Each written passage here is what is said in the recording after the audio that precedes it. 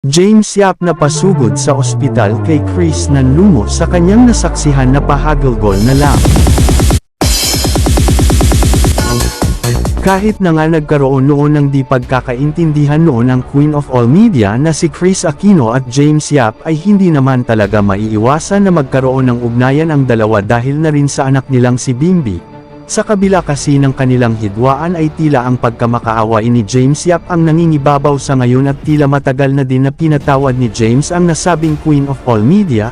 Tila para kay James ay sana magkaroon pa ng pangalawang buhay si Kris upang sa gayon ay makasama pa niya ng matagal ang anak nilang si Bimbi. Napasugod nga si James Yap kung saan naka-confine si Kris Aquino ngayon at ayon sa chika ay tila naawa daw si James sa kalagayan ngayon ng nasabing Queen of All Media na si Kris Aquino.